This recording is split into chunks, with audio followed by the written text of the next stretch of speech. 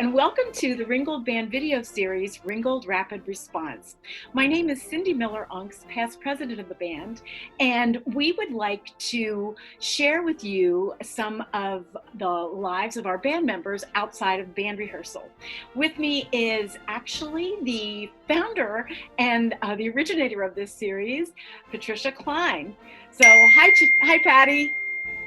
Hello, how are you? Okay, great.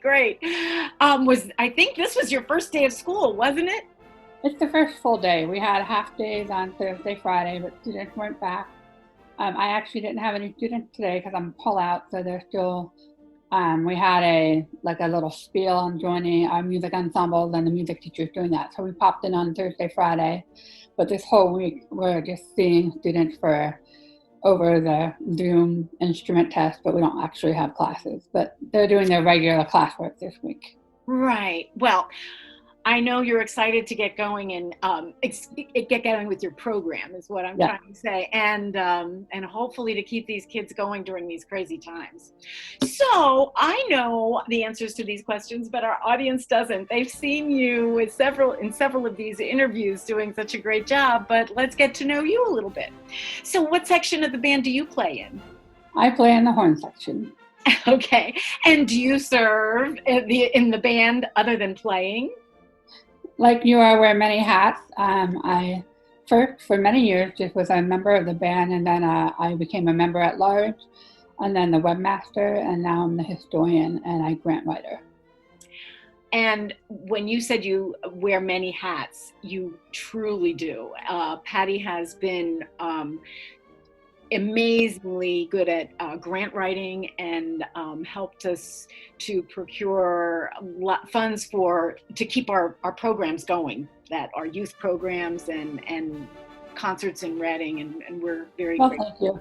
It's a team effort on a lot of them, but it is. We have a great board and a great team, but you're leading the way there, and we appreciate it. I started writing grants for a school for artists and residents and artist program, and so when that first came about, some of those opportunities, I was like, well, why not? I just wrote one. Right. Into a long-term job. Right, and you've been very successful with that. So how long have you been with the band? I actually don't know the official year. I can tell you I first started coming to the band when I actually was in 8th grade. Wow. I remember 1985. And from my 1985 to 1989, during my high school years, I played. Jim Seidel was also my junior high and high school band director. I guess he may have been responsible for getting you there. Yeah. And I caught rides from Sally Heiss, who used to be a member of the band, and then Todd Musser, who was a trumpet in the trumpet section. Uh-huh. I went away in college, and I came back and I became an employee of Exeter, and I rejoined the band in 1997. But evidently I was not an official member until 2002. Oh my. We'll have to look at those records. A little bit. I think everyone just assumed I was a member, and I never thought about it. Right. I think that's happened to several of our members, actually, that they were pretty sure. Well, 2002, but you can find me in programs when I was in high school. Right.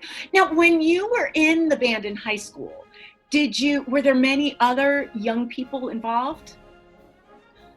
No, I was one of the only ones, and then I think it was during the slim years of Ringgold, and my Exeter comrades joined me as I went through high school. Right. Okay. Because I was just curious. It's we don't always have a lot of youth members, but it's been getting better. We've been drawing more and more, and it's always good to see them. But I can't help thinking about what I was like at that age and how I would have been very intimidated to come into a room full of adults to play. But you found that they were very welcoming? Absolutely. And I also played in the predecessor of the Reading Youth Symphony. It was the YMCA Institute of Fine Arts. Uh-huh. And some of the teachers there also were members of Ringgold. So. That's great. Now, do you remember your first gig or your most memorable experience? I do not remember the first gig, but I remember one of the first gigs. I was in high school, and I played in the horn section, but I was also taking a trumpet lesson from Mr. Seidel, Jim. Okay. At the time, I played in the jazz band in high school, and of course, French horn is not normally a typical jazz instrument, so I was taking trumpet lessons from him. And this one particular gig, I guess someone didn't show up, and he was like, I need a trumpet player. Go grab the trumpet out of my car. And I did, and I sat in the third trumpet section. Oh my goodness. And I was fine until Stars and Stripes Forever. As you know, you go out to the front and play your part memorized. I did not have that part memorized. So I'm looking at the corner of my eye, the person next to me trying to play well, not part, because it wasn't the melody. Right, right. I could play the melody, but I didn't know the harmony part. So that kind of caught me off guard. Yes, that would be memorable. I think so. So what is, we talked about this a little bit. I know that your present occupation is a teacher in the Exeter School District. And what level do you teach? I teach basically the intermediate / middle school level, the 5th and 6th grade. 5th and 6th grade is a separate building in our district. So K-4 is elementary, 5th and 6th. They don't call it anything because they don't know what to call it. And then 7 and 8 junior high, and 9 through 12 is the high school. So I've taught there for, I think this is my 24th year. Wow. Well, can you tell us a little bit about your life outside of the band? I know you have a side business, don't you? Yeah, right now it's kind of on hold. Right. I do make lots of crafts, but in the last 10, 15 years, I've been solely working on jewelry, and I have a side jewelry business called PMK Designs. It's not really online or anything. I just do like 6 local craft shows a year, but I do quite well, and it's not unheard of to sell 150 to 300 items of jewelry per festival. So. Oh my goodness, I didn't realize that. That's great. Keeps me very busy. Yes, I'm sure. It's been a very odd summer because I didn't make anything. I didn't make one thing. Usually I make it in the summer to prepare because, as you know, as a musician and teacher, right, like it's very busy when school starts again and all the performances. So normally I make everything in the summer, but this summer I made nothing. Oh, sad. Sad. When the band gets back together, hopefully sooner than later, do you have a special piece that you would like to play? And I know it won't be a march. That is true. Everyone who knows me knows I am not fond of playing marches. I do not hate marches. I just don't like playing them on the French horn. Well, it's because of your part. Yes. Very tiring and very boring. But it is necessary. It gives that much feel. I actually changed my answer because some people haven't used my answers several times in our interview. And so I was thinking today, 2 come to mind. One is an old one called Incantation and Dance, James Barnes Chance. Yes. For some reason, that's in my head lately. Right. And then the other one is kind of cheesy, but I do miss playing like the Armed Forces medley and seeing the audience and seeing all the veterans and giving recognition.